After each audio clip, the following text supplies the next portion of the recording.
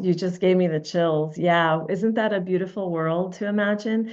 I know by experience because I have been a clinician working in hospitals for over 20 years as a speech therapist.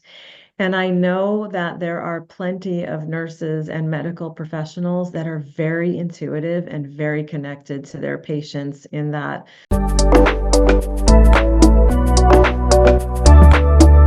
And Gnostic TV. My guest today is Stephanie Banks. Stephanie, thank you for accepting my invitation. Thank you so much for having me. No, you are an intuitive channel, mentor, and guide who helps people connect on the soul level. And I assume that, you might be tired of telling people how you stepped on this path.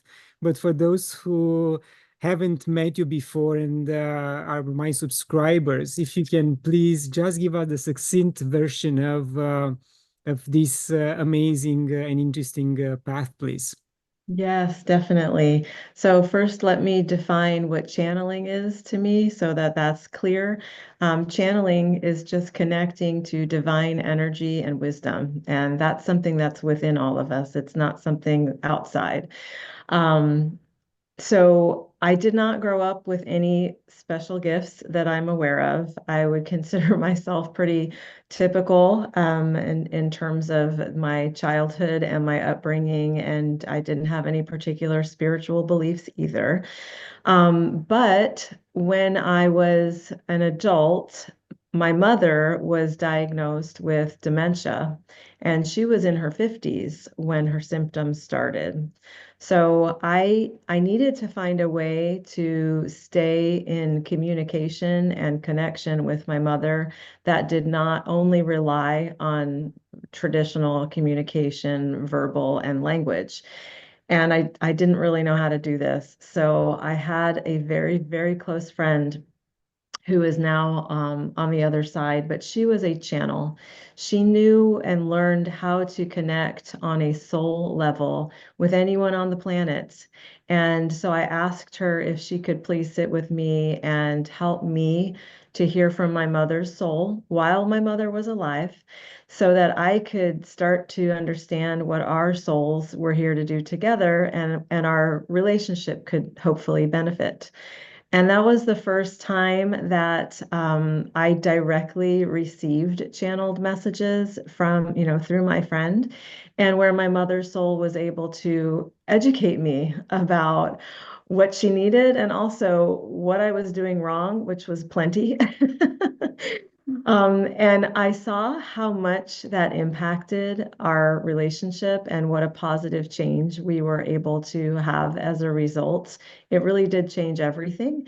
And then I realized if this can have this impact on my relationship with my mother, then I wonder what else it could do for me and my other relationships in my life. So I started to study with the mentor that my friend had. And I also studied with other mentors and learned basically how to get out of my own way so that this kind of communication, which is always here, always moving through us, always available, could be received by me and understood by me in the clearest way. And once I learned to do that for myself, I really got excited to teach others how to do that too. Yes, very fascinating story. And while I was doing my research for this interview, an idea came to me that you, as a, let's say, not practitioner, but a private individual, went to extensive length to find a way to communicate with your mother. Imagine what will happen if the medical practitioners, and I'm referring to nurses and those who work with seniors, will take this type of training, how much the lives of these seniors will improve. Oh, you just gave me the chills. Yeah, isn't that a beautiful world to imagine? I know by experience because I have been a clinician working in hospitals for over 20 years as a speech therapist. And I know that there are plenty of nurses and medical professionals that are very intuitive and very connected to their patients in that invisible beyond, way and on a conscious level. But we don't have the society that supports that and that supports affirming that, talking about that, encouraging that. So we're all in the secret, secret society here of those who are channeling with their clients or their patients, but not able to share it, which is very unfortunate. Hopefully, at some point that will change. But yes, it changes everything. It allows a level of heart connection that is very healing for both people. Yes, and maybe it will take the courage of someone like yourself to go to a private retirement home, talk to the owner and say, look, let's do this type of medical research and we'll write everything down. I'll teach your nurses, your personnel, and let's see how their interaction with your patients will improve. And we get the agreement from the families of these seniors, but let's start this type of research, and that can spread like wildfire to similar facilities. It's a great idea. I will add it to my to-do list. I'm glad that I can, come up with new ideas and give you some fuel to your initiative. Yes, thank you. And you also mentioned that we all are capable of this type of feasts, and we have these capabilities. And do you teach something like this, and how long it will take someone to be able to connect with at the soul level with someone else? Mm. Yes, I teach it. It's my greatest joy to teach this. And I just really get a kick out of watching the people who don't think they can do this discovered that they can and that they are. It's their eyes light up. There's so much excitement around it. And in terms of time frame, it's really different for everybody because it's not just learning a new skill, it's also activating the courage to use it and the self-trust that's required to trust it, to believe it, to be in that kind of receptivity with it. And even though I took all these classes and I learned from brilliant, brilliant mentors, it still took me years before I believed enough in myself and my ability to start to do this for other people. And that's not specific to me. That's a lot of people because again, we don't live in a culture or a society where this is the norm. There is still a lot of misunderstanding around it and judgment around it and fear around it as well. So we have some barriers in front of us, but I don't care anymore. I'm ready to bust through those barriers because the beauty of spirit is worth it, and the connection and the truth that comes through, and the love, the pure vibrational highest loving energy that we are able to access is absolutely worth it. Yes, we are not burned at stake like before, but still there is judgment out there for sure. That's right. Well, and some people do lose their livelihoods if they are too vocal about their spiritual practice beliefs or connections in this way. So there is very significant risk for many people. Yeah, so there goes the inclusivity out of the window for sure. Right, right. And when we talk about soul, are we referring to the higher self or a different version of the soul?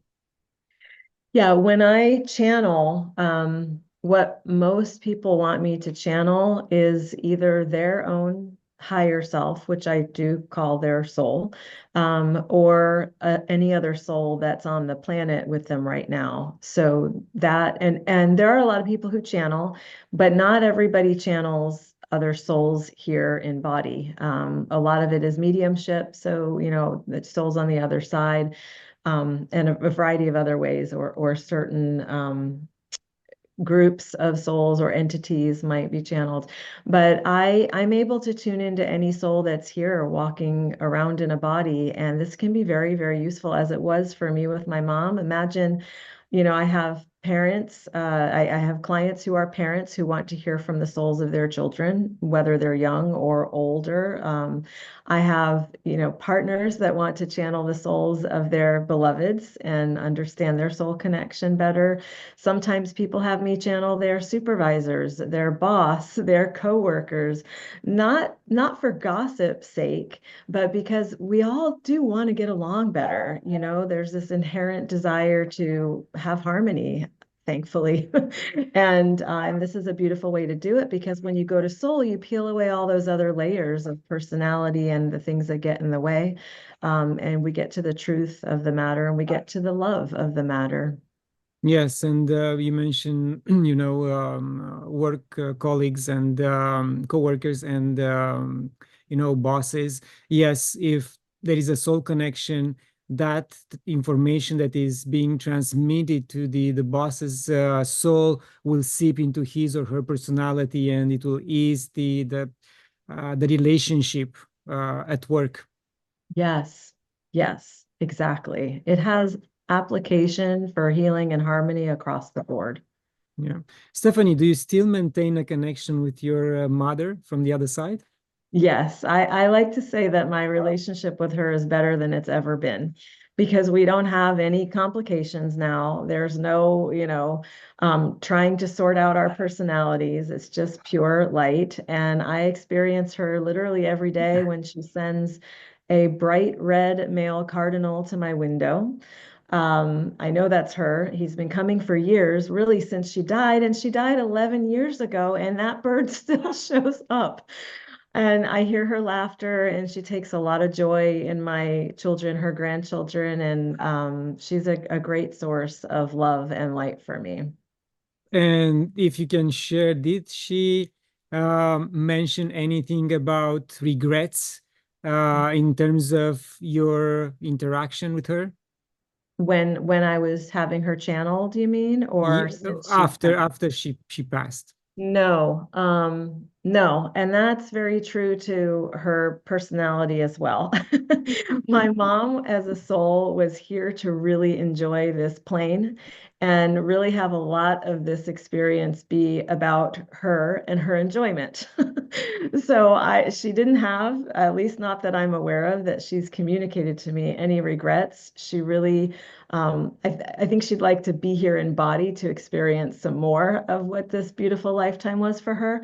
But the stuff that we struggled with, we had already found peace around while she was still here on the planet. And I do believe that's because of the channeling, what that made possible for us. So I don't feel any regrets from her. And now she's with my father because he passed a few months ago. So her world is good. And in other words, I know it's difficult for some people to understand. Should we feel sorry when someone passes on the other side, or we should celebrate that they are out of this 3D incarnation and out of any worries? Of course, we're going to remember them. We love them and we love them.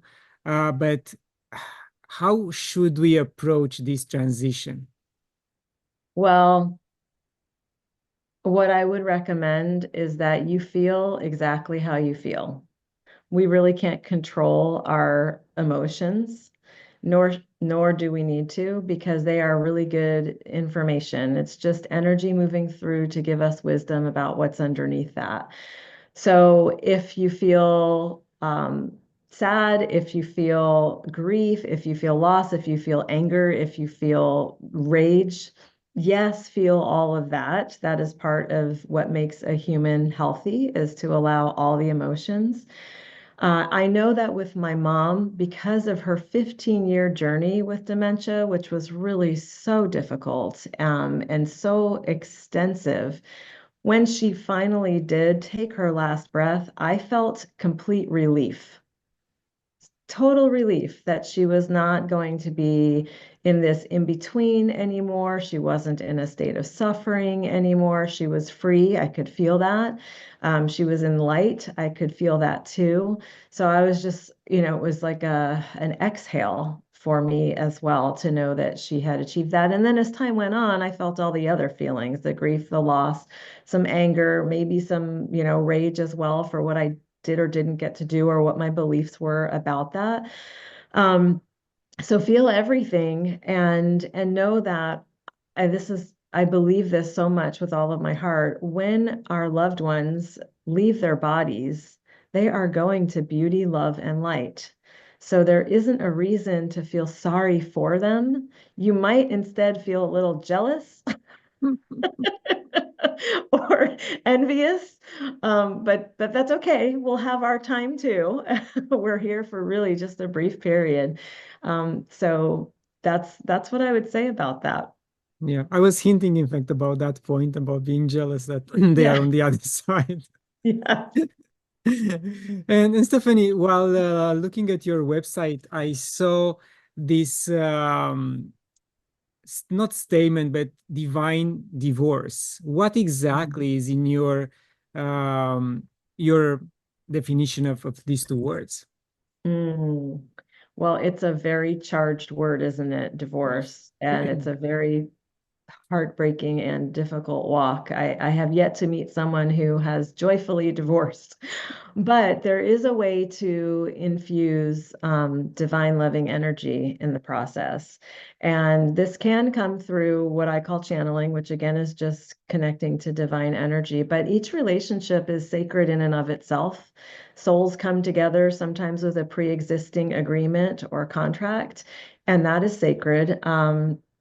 And what I wanted to make sure of when it became clear that our family needed to have this massive change through divorce was that I wanted to protect and preserve as much goodwill, kindness, care, and compassion, even in the face of all the other intense emotions that I was certainly experiencing. And there were certain things that I did that were in service to myself, self-love, self-compassion, self-care, that allowed for this process to be easier. There was a whole team that I accessed, that both of us accessed in order to have a different type of divorce. So I'm going to put a little plug in for, it's called the collaborative law model. And you can have a collaborative divorce where you have a team that is devoted not to dragging each other through the mud or keeping you paying all of these attorney fees, but to getting you through the process as efficiently and as kindly as possible with full transparency of financials and all the other components. So collaborative law, a lot of people don't know about, and then they end up stuck in a court system, which is really poorly suited for supporting families. So that's part of a divine divorce model, what I talk about, at least on the YouTube videos that I provided.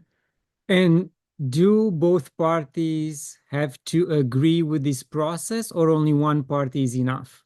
Yeah, you have to both agree to the process. But when you think about it, I got divorced in less than 3 months. You don't ever hear about that. All right. There are people I know who have been divorcing for years and years and are no closer to completion there. I also never had to step foot in a courtroom ever. Now, I got divorced during the pandemic, so that was part of it. But I basically appeared in a Zoom room with a judge and a bunch of other people in similar situations. And she sort of went through each of the little Zoom boxes and we did our completion. Um, so both people do have to agree to it, but it's really not hard to sell someone on it, especially if you are with someone that doesn't want to waste money or time. Yes, and I have a lot of, let's say not a lot, but I know couples who are in the process of, or they separated just because their spiritual views started Mhm. to be different. There is a Yeah. wedge, a spiritual wedge between them. Mm. And I don't want to be indiscreet, but is something like this that happened to you, that where ex-husband couldn't understand your path anymore and you had to separate? Because this will give courage to other women and men which are in the same situation to come forward and say, you know what? I don't think I can stay in this relationship. It's not to my own benefit. And let's give Stephanie a call and maybe she will be able to help. Mm. Well, it was definitely one of the factors in my decision to change the structure of our relationship and our family. Um, but it wasn't the only one. You know, there were a number of things. But I definitely felt like there was not space for all of me in my marriage. And while I had felt that way for quite a long time, I had accommodated to it. And that's what we tend to do, right? We just, well, I can fit in this tiny little box. Let me make myself a little smaller. But at some point, staying small was not an option, not anything I was interested in.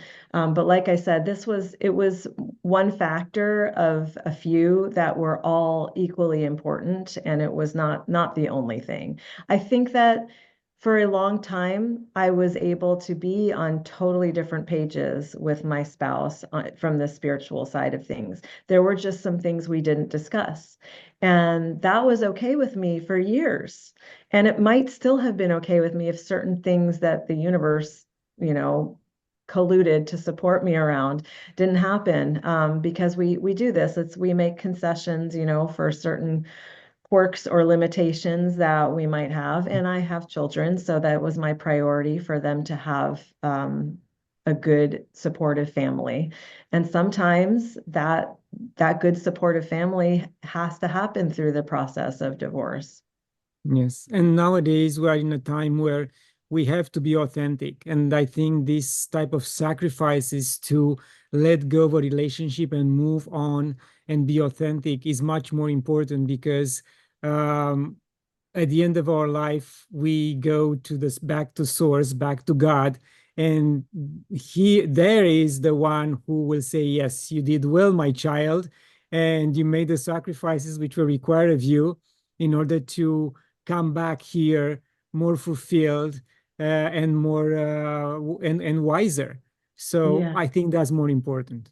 Yeah, and with regards to your earlier question about did my mom have regrets, I think if I had chosen to keep that side of me very small within the context of our marriage, I think when I would review my life at the end of that lifetime, I would have had regrets.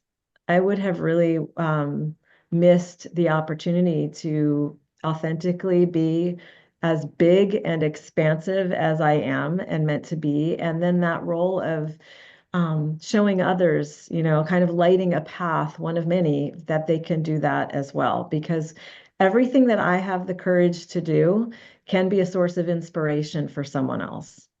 Yes, yeah, we have to speak up our mind.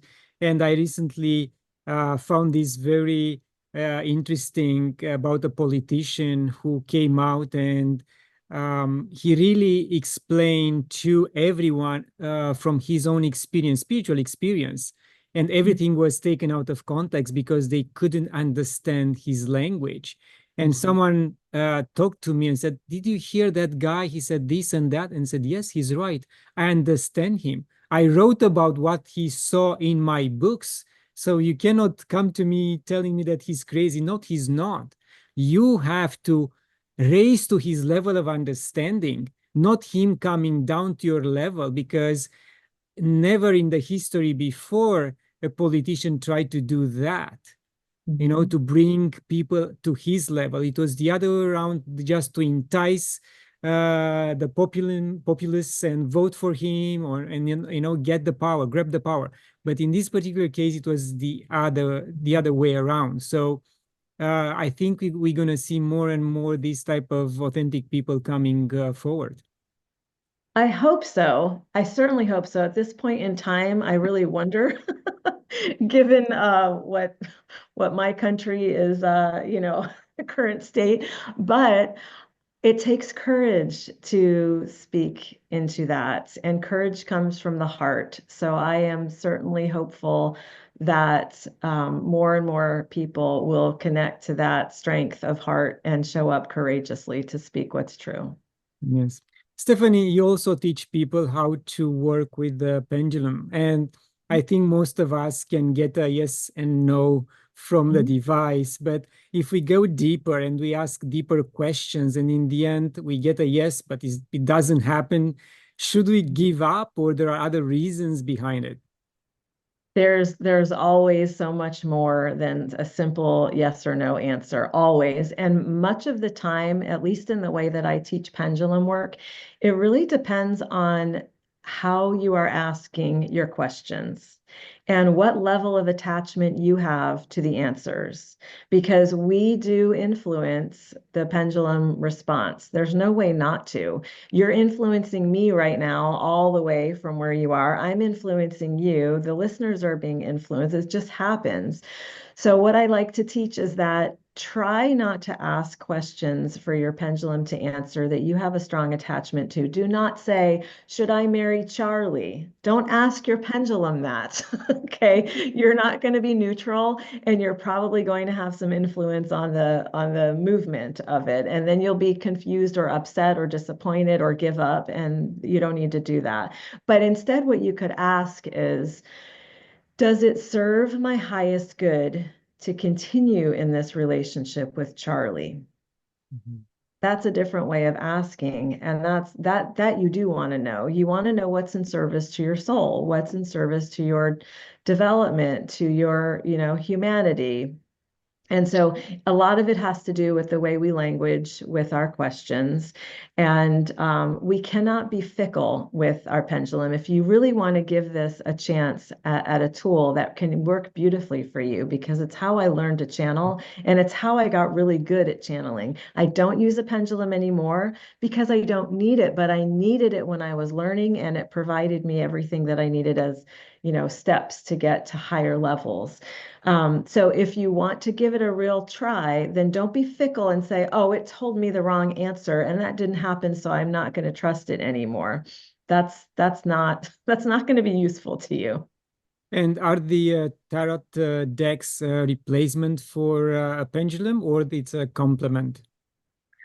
I don't know enough about that to say. I know that there are some people who are incredibly talented with card readings, tarot, oracle cards, things of that nature. I think they're all tools. There's not one that's better than another. They all have their place.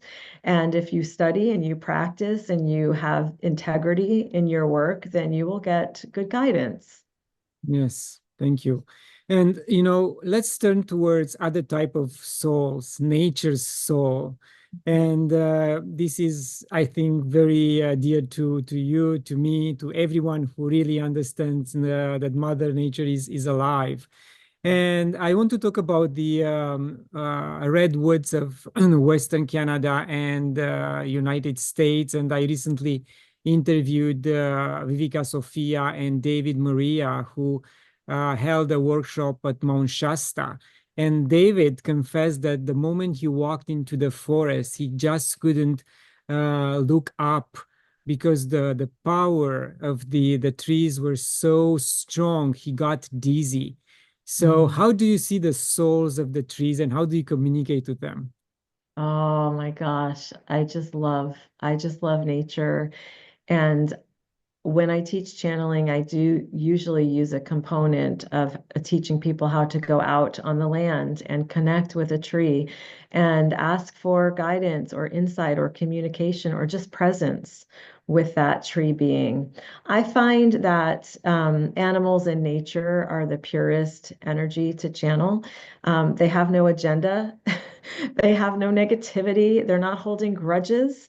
And so, and they've also seen it all. You talk about the redwood for like how many, years have these tree beings been present and observed humanity in all of our wackiness, all our strange behaviors.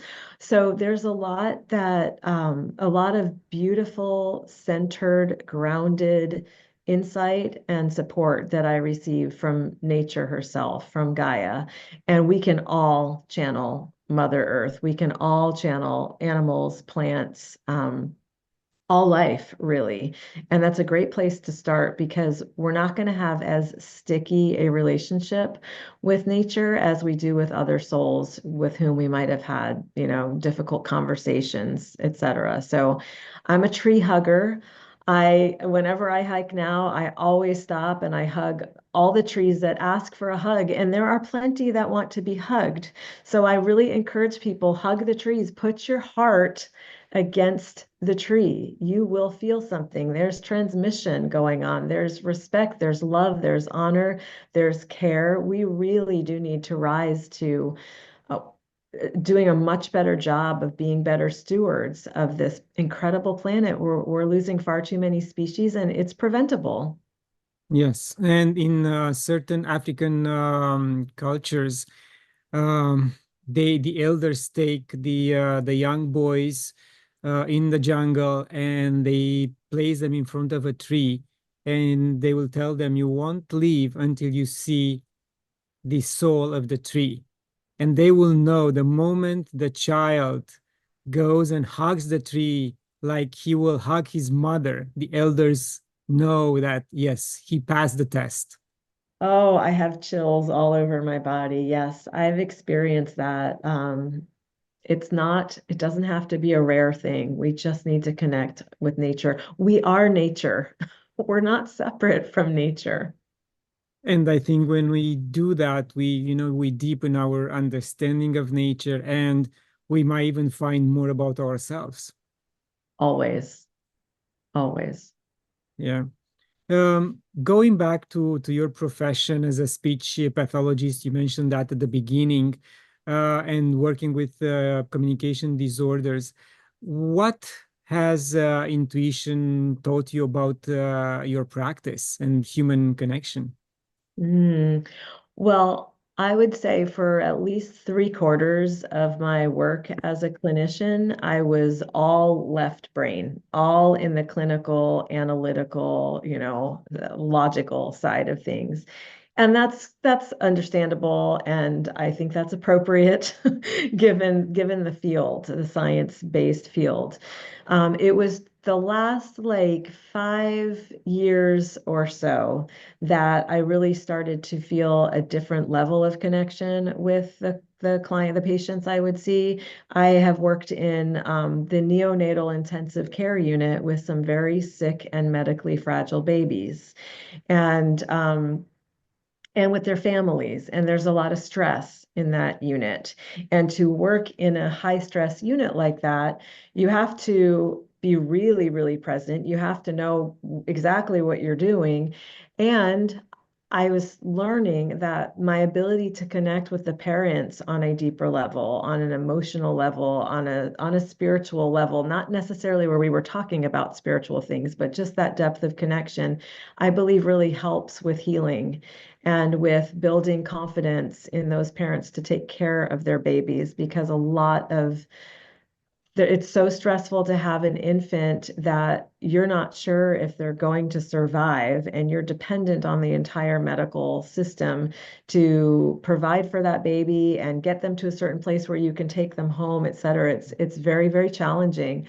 But we're not just these logical beings walking about. We have so many facets to us and so many layers. So I really appreciated that my spiritual journey was starting around that time as well, so that I could open the door to understanding these families better and connecting with them more deeply and supporting them in their walks, in their journeys in this way.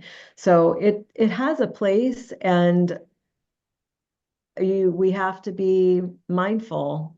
Everyone is coming from different belief systems. Some people find just the mention of spirituality very threatening. So it doesn't yet have its place across the board, at least in the medical community, but at some point it may.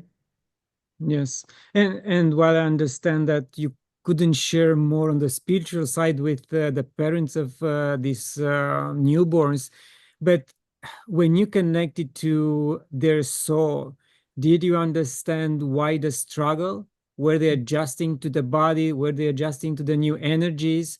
Was there something else they were trying to understand while coming into the body?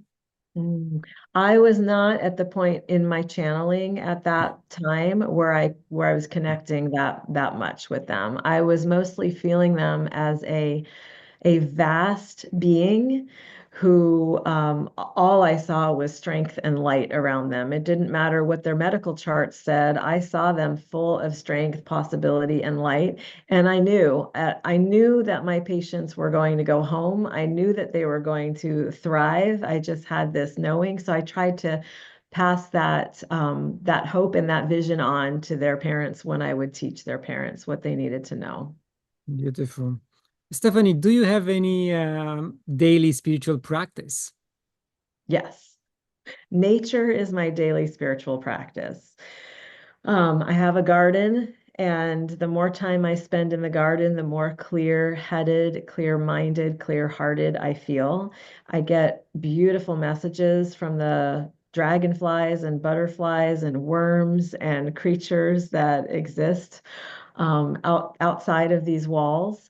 I also meditate. I am not the world's most consistent meditator, so I don't want to give any impressions. Some people think that because I'm a gifted channel, that means I meditate for hours a day. I do not. I do not do that. And when I meditate, I have plenty of distractions of the mind as well. And I read. I do a lot of reading and studying and learning from others who have many, many years of experience beyond mine, because I believe we have to keep learning. We have to keep expanding what we think we know, because the truth is that I know very little, Yes, almost we nothing. yes, I think we all know very little. And I walked into a bookstore yesterday, and again, I was overwhelmed by how many subjects there are out there and how little I know. I picked up two books, one on Hawaiian culture and one on African shamanism. And I said, it's enough for today. Just walk away, walk out. And I was strong enough to do that. And now reading the books is going to be your next challenge, because I love gathering the books, but I have not had time to read all of them and they keep stacking up. Yes, I'm a hoarder in terms of books. I'm a hoarder. But there are times in my life when I gave away freely full collections of, Mm. science fiction, fantasy books. And I know I found a good house, a good home for them. Mhm. And my heart was full of love when I was giving them away. So it's good.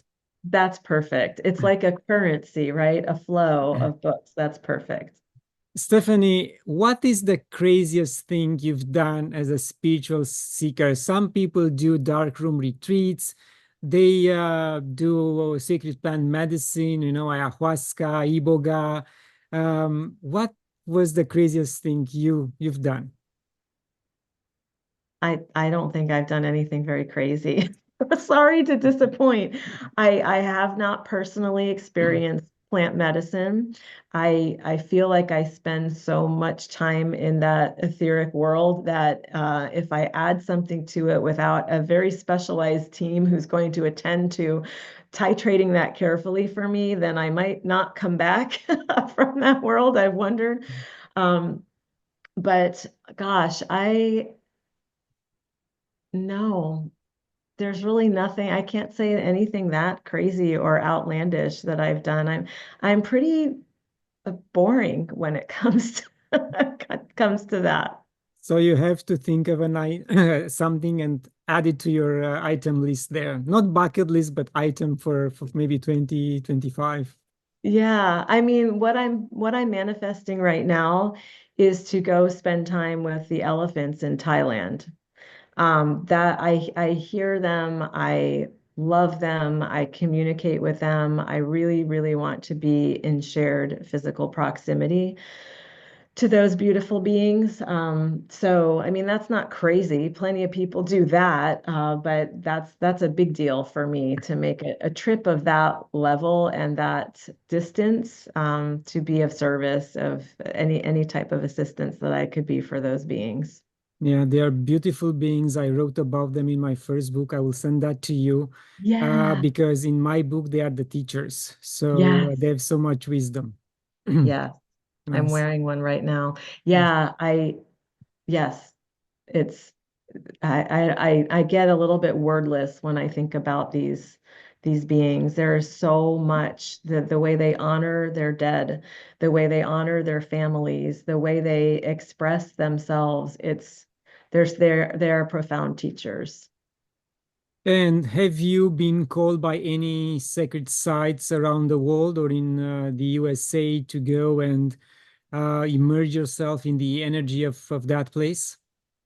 Well, I do. There are people who hire me to come to retreats and do provide channeling for the participants. So I've been to some very beautiful, beautiful places, and they're always on sacred land because guess what? All land is sacred. There is no non-sacred land. Gaia herself is sacred. So I've been very, very blessed to go to some beautiful places, Mexico, Canada, places in the US. I haven't traveled very far because I have wanted to stay very close to my father, who was not well for quite a while. But now that he is free of body, there are some trips that I'm more willing to take.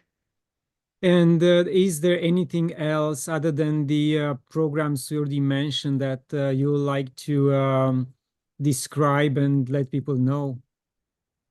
Hmm. Not at this time. It's a work in progress. I'm creating some new programming, but not enough to be able to discuss it right now. And I also have a book that is in proposal right now. So I'm looking for a publisher for that. And that book will be to teach people how to channel for any aspect of their relationships. Nice. And if you have the opportunity to give humanity a gift other than what you are offering right now, what would that be? Self-compassion. Interesting. Yes, we need that. Yeah. Thank you.